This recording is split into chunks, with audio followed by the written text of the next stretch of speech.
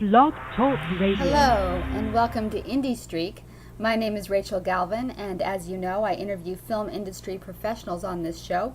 If you've missed any of my shows, you can go back and listen to the archives. Well, today I'm interviewing director Rich Gold, and he's going to come on in just a second. I am here. Oh, there you are. Okay, great. Great. Well, I've got some beeping going on. There we go. Thank you for joining the show today. And let's dive right in. Tell me a little bit about your film, In the Footsteps of Willie Sutton. Well, Willie Sutton, In the Footsteps of Willie Sutton is a documentary film about a famous bank robber from the 20th century. He started in the 1920s and worked his way in and out of prisons and in and out of banks through early 1950s. And there's never been any real documentary about Willie Sutton, nor has there been a narrative feature film. No one's really chronicled his life on film until I took the opportunity to do so. Now, what inspired you to do this? Well, I was writing screenplays, and for a narrative film based on true stories. And I have always had a passion and interest in true crime stories, and I think the public, everybody loves a good gangster story. So I was writing a screenplay. I did it on an old-time, actually not that old, from the 1960s and early 70s, a mobster named Joey Gallo. And after I finished that screenplay, I just said, okay, let me do something else. And I wanted to try to do something on a character that no one's really covered before. And in my research on Joey Gallo, I found that when he was in Attica State Prison, he became friendly with Willie Sutton, and it clicked. And hey, there's a name I remember of him. And he was this famous bank robber. And I started doing research, and I wrote a screenplay called The Gentleman Bandit. In my research on Willie Sutton, that's what I really enjoy doing, is just learning about the subject. And I found all this material. I just looked on the desk in front of me. I said, wow, I have enough material here to do a documentary film. No one's ever done anything about Willie Sutton, and it's such an interesting story. So that's what led me to do a film on Willie. You talk about research, and you did a lot of extensive research. Tell us a little bit how in-depth you got with your research. Well, first off, it's difficult when you're going back to someone who operated in an era where there aren't really too many individuals to give you first-hand stories on the subject. And Willie Sutton, he passed away in 1980, and getting material a lot, because he was in prison, because there's some police files you could find, FBI. He was he was on the first top FBI list when they first started in the early 1950s. He was number 11 in the FBI wanted list, and I was able to get a lot of law enforcement material on him, a lot of family background on him, information about from newspapers on his robberies, how they were covered, and since there was some times where he was actually front page news, there was a lot of material from the New York newspapers, Philadelphia newspapers, and even going as far in the Philadelphia Municipal Archives, where they had its public records. A lot of people don't realize that. You could just go to a courthouse, and if the records are available, you could do the research. And they were in the Municipal Archives in Philadelphia. It was just amazing. I mean, they brought up this box of records, and it looked like no one's really looked into this box in over 70 years. And wow. It was a wealth of information. It's just amazing what you could get. Mugshots, photographs, other photographs, court transcripts, and it was just a really great source of information. And did you have to pay a fee for that, or did they just let you come in and No. That's really? As a tax-paying citizen, that's one of it's one of our privileges we have on records as they're available to the public. That's what the government does for us, and as a researcher, you have that at your disposal. Wow. Now, how did you get some of the other pictures? Was it all from that type of material, or did you go online and find things as well to put into the movie? Well, there are the services that licensing of copyright material. The Daily News was the best source of photographs because they really covered the Willie Sutton trial, a lot of different events in Willie Sutton's life, and I went to them. They had an entire mini library on various photographs. So Willie Sutton, they went to their file on Willie Sutton, and I licensed the material from sources like the Daily News, Associated Press, the Philadelphia Inquirer, and some local libraries also that had material. Mm-hmm. And tell us a little bit about just as a note, as a film, for a filmmaker, licensing of copyright material is probably one of the biggest expenses. Okay, tell us a little bit more about how the process is for that. Well, it's difficult, if you're financing your own film.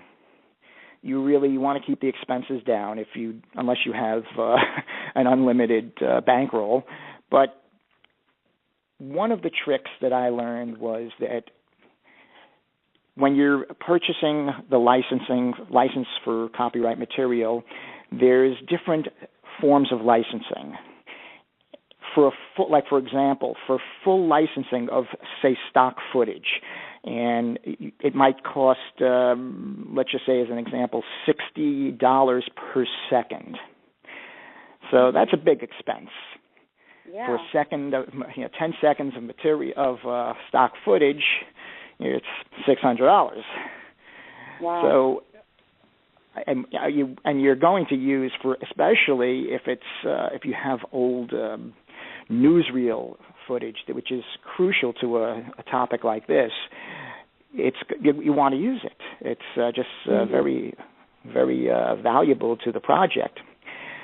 But what you could do is you could buy a limited license where, for film festival usage, not-for-profit, educational purposes, it could cost a lot less.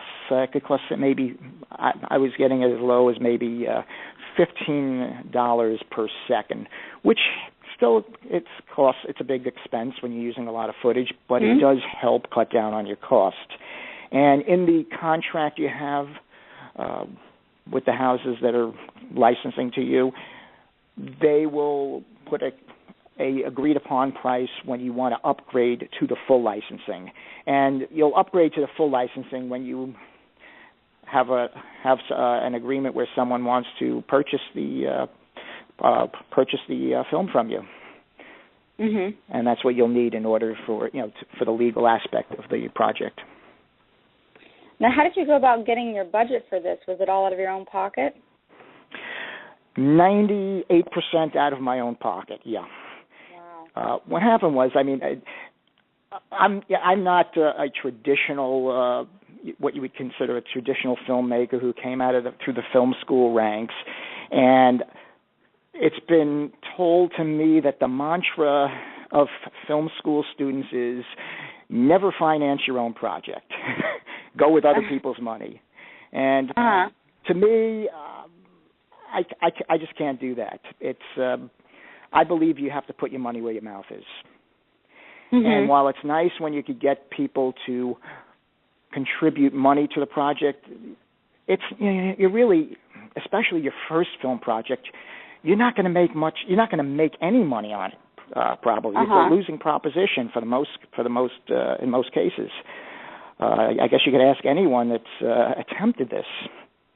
Yeah, right. It's a very rare case where someone comes right out of the starting gate and makes a profit. So, going to investors saying, "Hey, would you like to invest in my project?" It's not an investment; it's a contribution. Right. And when I first undertook this project, I had a few people that said, "Hey, I'll kick in a few dollars for you." And I said, "Well, hold back a second. Let me get it started. I have my own money to start with it. As I go along, if I see it's getting some momentum where there's some possibility that it might go somewhere, great." And it got to that point after I was maybe 75% done with the project. I said, "Wow, you know what? I'm very happy with the outcome, how it's coming along, and I could use a few more dollars." So I had a couple of friends who contributed a few dollars towards it to help, and that did help. And also, it's also the understanding. Okay, if this hits, and I have any subsequent projects, you're the first people that I'll bring into it as well, if it's something that can make a profit. But they understood. They were just basically helping out, and they weren't looking to make a profit on this particular thing. It's just they wanted to be part of it and were being kind and helpful to me. Besides the footage, you also had music and narration. And tell us a little bit about some of the other aspects of putting this together. Well, putting together, the first thing, you do your principal photography, you film your interviews, you piece it together, and you structure it in a written script of how you want to put it together. And then narration, like I said, you script it, and then you get you do the narration. And then you want to get some background music to it. So I was looking for some form of period music on that. You could use, again here, and this is another expense, you could license period music, but again, that's expensive because now, let's say, for example, let's just fast forward today. If I wanted to use, say, a Michael Jackson song for a movie or a Beatles song for a movie, you have two licenses you have to purchase, and it could be in high six figures to license parts of the song. It's very expensive. So with that, I have a friend who is a musician, and he sent me a disc of some of the things he was working on, and there was this one little bit he had there that sounded great. It really had a nice 1920s sort of roaring 20s type of beat to it, and I decided he allowed me to use that with the understanding, okay, great, if this thing sells, you're in, and he gets credit, and also the understanding that I'll include him in future projects. So he was kind enough to sort of donate his work for the project. Now, was there a lot that you had to cut out once you put everything together, to cut it down? Oh, absolutely. Yeah, the editing was a lengthy process, a lot longer than I thought it would take. And there was a lot that was cut out. I wanted to keep it to roughly a one hour film, and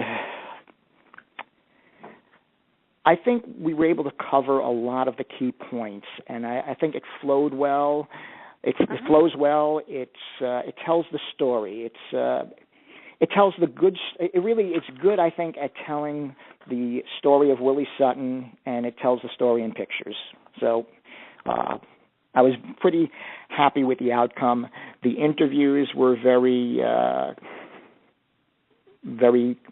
crucial to the project. I was fortunate. One of the key values was finding Donald Shea, who was one of the 3 arresting New York City police officers that slapped the cuffs on Willie Sutton back in 1952. I was able to find a couple of attorneys that represented Willie Sutton. His granddaughter we found. So there were some very good, I think the interviewees, being able to have someone who actually interacted with this individual was very, added quite a bit of value to the film. How difficult was it to find them? What was the process of finding these people? Detective work, really. First of all, Willie Sutton, he authored 2 books, and really getting into his head, you had to read his books, both books, a couple of times, at least twice, and see, in one of the books were written one was written in 1953-ish when he was arrested, and then one was written in the mid-1970s after he was released from prison. And there were a lot of contradicting points in both books. Willie Sutton, he did sort of exaggerate a lot of things, to put it mildly. And there was also, in 1953, he was a bit more careful not to reveal too many things about too many people that were still alive at the time, where in the 1970s, even though a lot was not really as fresh on his mind as it was back over 20 years earlier, he was able to reveal a little more because a lot of the people were no longer with us. So he felt a little more at ease to sort of give up more information. But with that, with the hints that he gave in his book, I was able to sort of identify people, finding the police officers. I looked up the file and found the names of the 3 arresting officers and found only one was still living. And with the power of the Internet, I was able to locate the individual, and he was just very happy. I said, "Sure, I'll be happy to sit for an interview." Was there any the FBI was very helpful. Go ahead. Go ahead. And one of the things, he was very protective about revealing the identity of his daughter, his only daughter. And through my own investigating, I was able to find out who she was, and she's deceased, but I was able to find that she had a daughter, and that was Willie's granddaughter, who actually interacted with her grandfather for quite a while, and she was very helpful and a big part of this project. Were there any people that you came across that did not want to speak with you?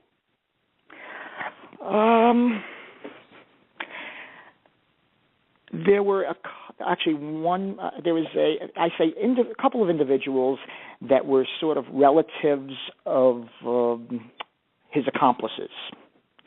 One individual I was able to track down and just I didn't return my call, so I realized, okay, this is someone who just doesn't want to. So I respected the privacy there. Another individual was another relative of a different accomplice, and she was very kind of. At first, she was interested, then she was reluctant, and then it was it was more like, okay, what's in it for me? Well, I can't. There's nearly nothing. This is just an independent film. It's just a fun project for me at this point. It's not going to be, it's not a big time film, so I can't really offer you anything.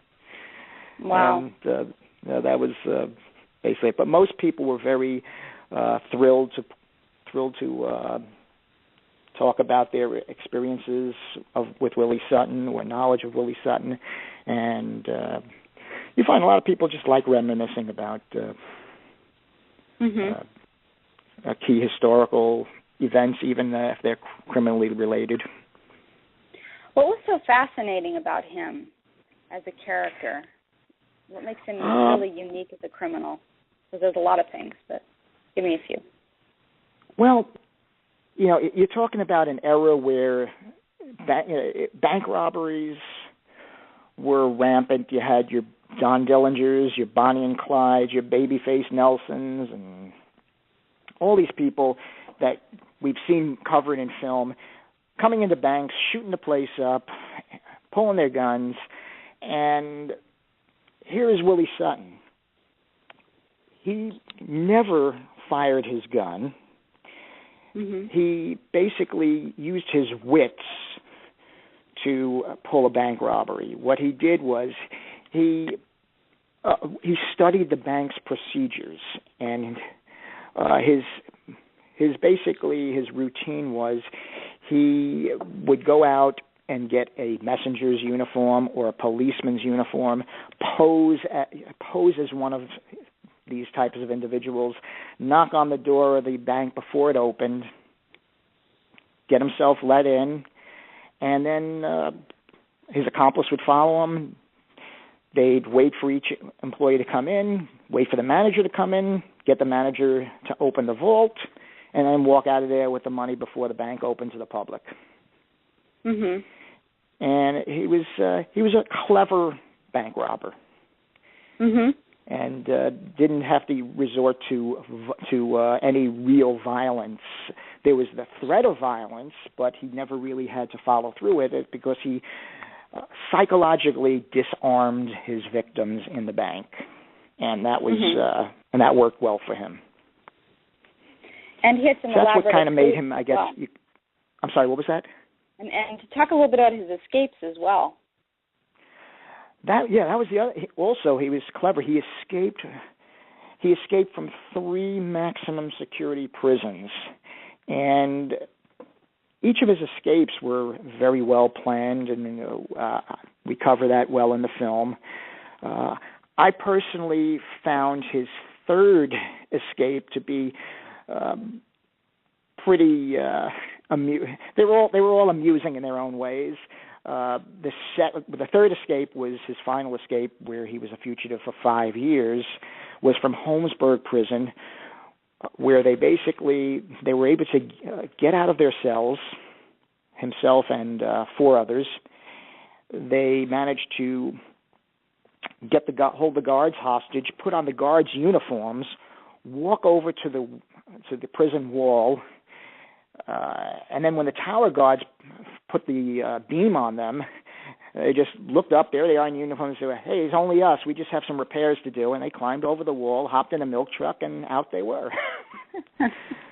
Which I thought was it's just amusing. You have to laugh at something like that. The 2nd escape is that the one he's most known for is because Eastern State Penitentiary in Philadelphia is now a historical tourist attraction, and he escaped from there with 12 inmates. That a few of them worked on a tunnel for close to a year, and one morning on their way to breakfast, they just managed to go into the cell where there was this entrance to the tunnel, and they all just piled through this tunnel, one at a time. 12 of them got through, and they all managed to get caught within a short period of time. And ironically, Willie was one of the first ones to get captured. But they made it through.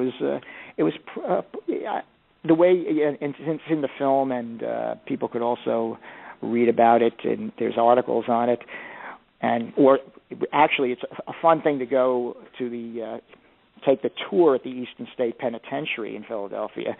But the tunnel, they really worked on. They were able to hook up into the electricity. They dug a side tunnel where they were able to discard the dirt that they were digging into the sewer system. It was just a marvel how they did that. It was just amazing. And the fact that here they are, they pop out of this hole on the outside of the street outside the wall of the prison, and there they are. They get caught within no time. It was just they spent close to a year planning this break, and what happened? Wow. What do you think was the most surprising thing that you found out about him? that you didn't know? I got to think about that. There was a lot really that surprised me about him. I think the prison breaks were probably the most surprising. Mm-hmm. Certainly the most entertaining. They're very entertaining, and just how he pulled it off. It was just he was patient. He was he certainly wasn't the type of guy that was going to run in, put a ski mask on, and pull a gun and hold up a local liquor store. Everything he planned everything really well.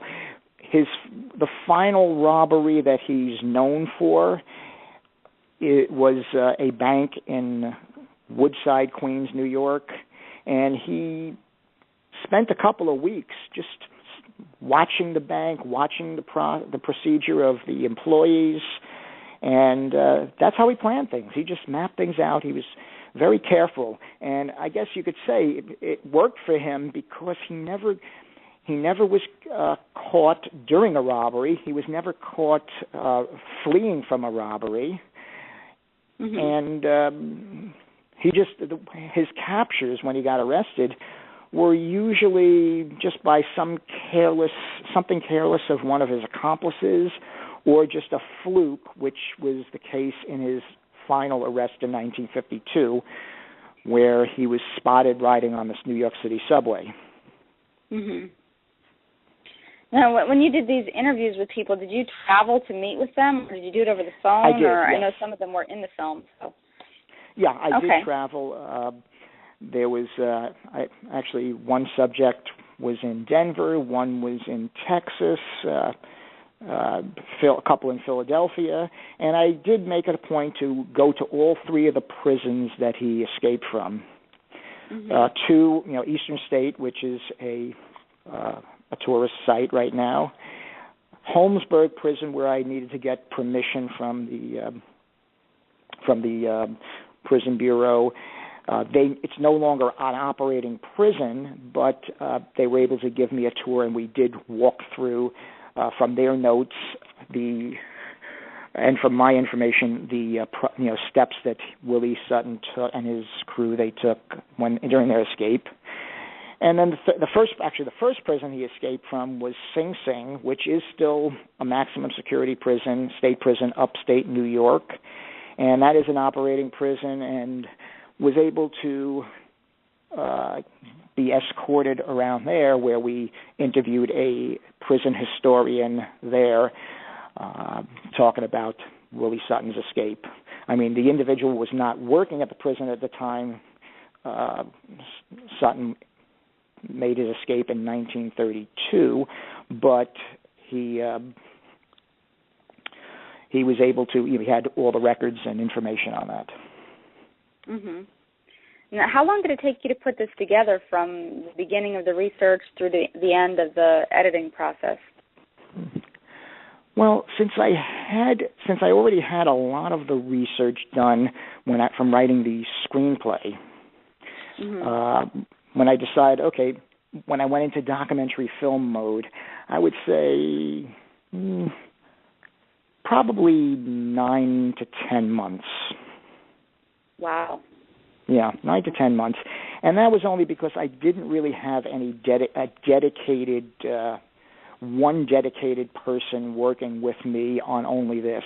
I had a couple of people who were working on this for hire, and they were also working on other projects, so I wasn't able to sort of harness all their time for this.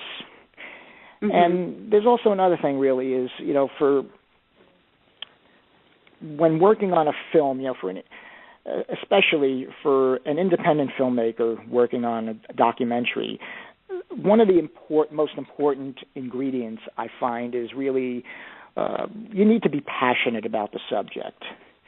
Yeah. And I develop my own projects, and by doing so, I'm working on subjects that I'm interested in. True crime being a subject I'm very fascinated with. I mean, if I'm hiring someone that's sort of really passionate about, say, environmental issues, that's their specialty, as a sort of a camera person or an editor, and I'm saying, okay, great, hey, want to work with me on a crime film? If they're just a work for hire type of person, they'll do it, but they won't be passionate about it. They'll just say, okay, Right. tell me what to do, and no interest. So it's nice if you could find people, and that's the difficult part. I haven't really mastered this, finding people with like passions, and then you could really brainstorm, and if you're looking at something from one angle, they could really be helpful and say, hey, you're missing this, or wouldn't it be great if we could try this? And I think that's where you really get your best out of a team.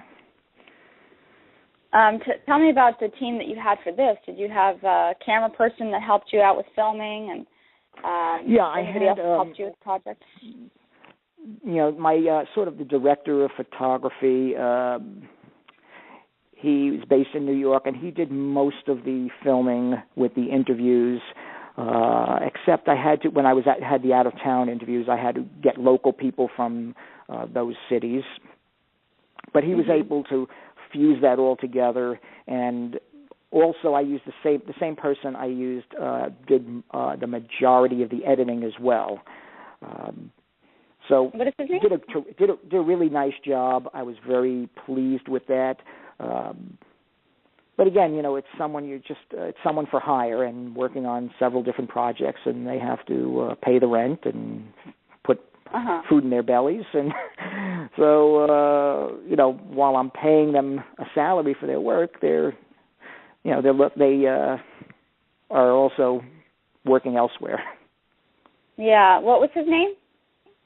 Steve DeCasa.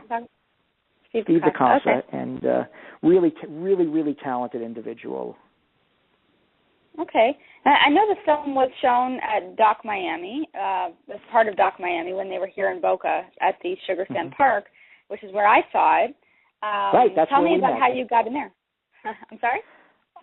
Well, that's the next thing. You finish your film. What do you do next? How are you going to market it? So I guess a familiar route for a lot of filmmakers is trying the film festival circuit. And that's what I did. I entered it into various film festivals. You don't get accepted in all of them, but I guess it depends on who's reviewing the film and and what their criteria is, and there's no way to really know that. So it's sort of a crapshoot when it comes to that. But Doc Miami, specializing in documentary films, they accepted a film, and it was screened there and very well accepted. So I was very pleased. And Monica Rosales, who is the director of the film festival, is very, very supportive of local filmmakers in general, and big supporter of the arts overall. So she's been very, very helpful to trying to help get my film really some exposure. And you had a showing.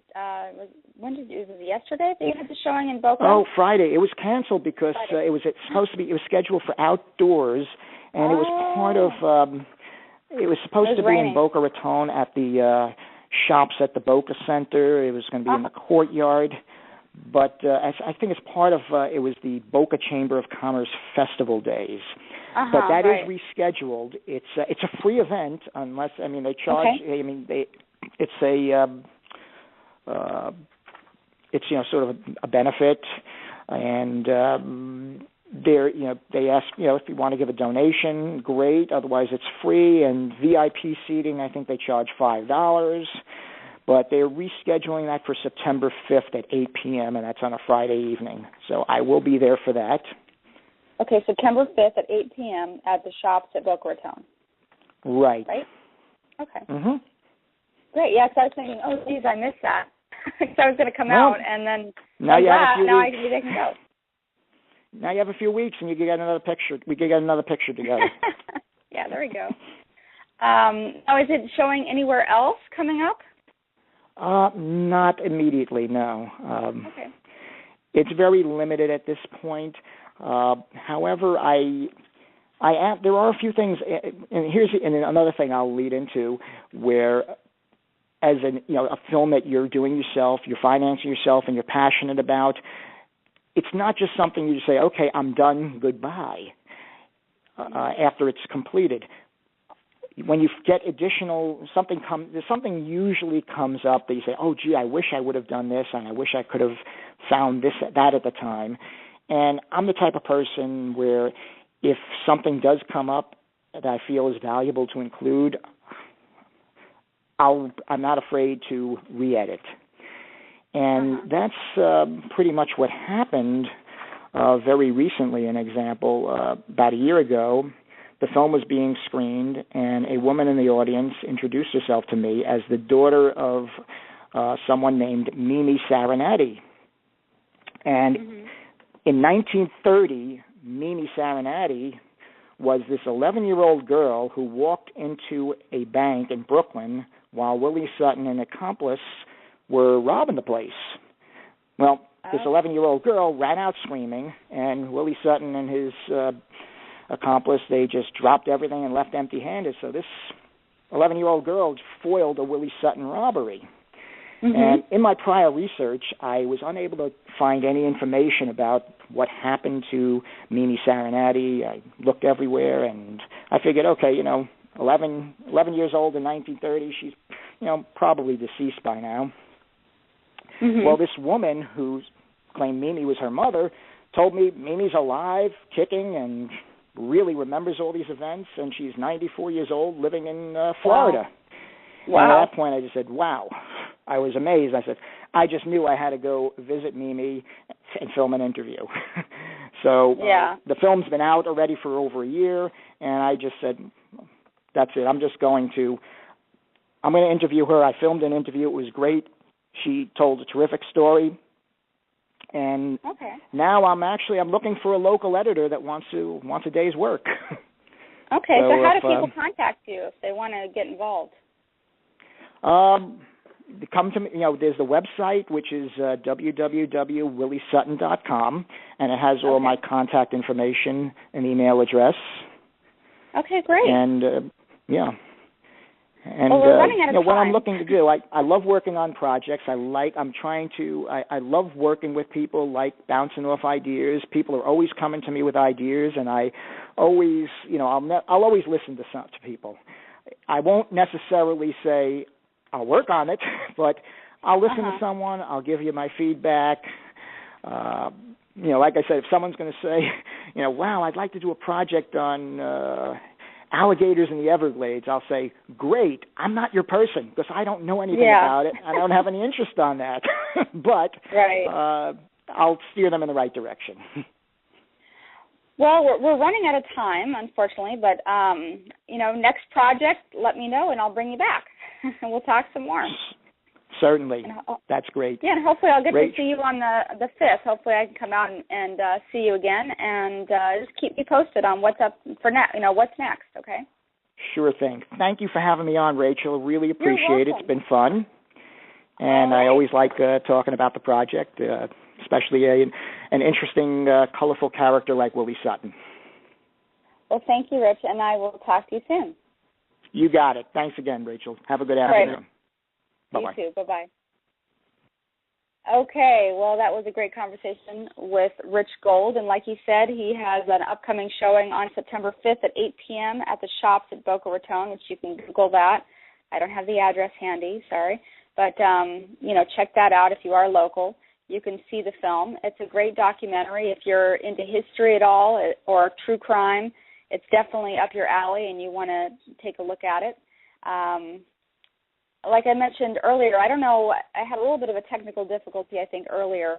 I have to go back and listen and see what happened, but you might have missed it. But I was talking about that I have archives, of course, here on the show that I've interviewed over 100 people, and you can go back and listen to all of those archives and see who I've had on the show. And if you are a filmmaker out there and you'd like to be on the show, please contact me. My email address is ravenprods@yahoo.com. That's RAVENPRODS @yahoo.com. And in addition, I have my Independent Streak magazine, which features local filmmakers and filmmakers around the world and tidbits of information on filmmaking and all kinds of fun stuff. So you want to check that out, and you can see all of the magazines posted on my website, which is www.independentstreakmagazine.com. Please take a look at that. And in addition, I have a Facebook site, which is www.facebook.com/IndieStreak, just like this show. Please like the page because I do put information not only about this radio show, but also local castings, sometimes international castings, all kinds of different stuff I put up there about the film industry specifically. I don't put anything other than film information. So if you are into film, and you probably are if you're listening to this show, then you want to like that page, Indie Streak. Okay, and I will be back next week with someone new, so please join us next week, same time, same channel. All right, thanks, guys. Bye-bye.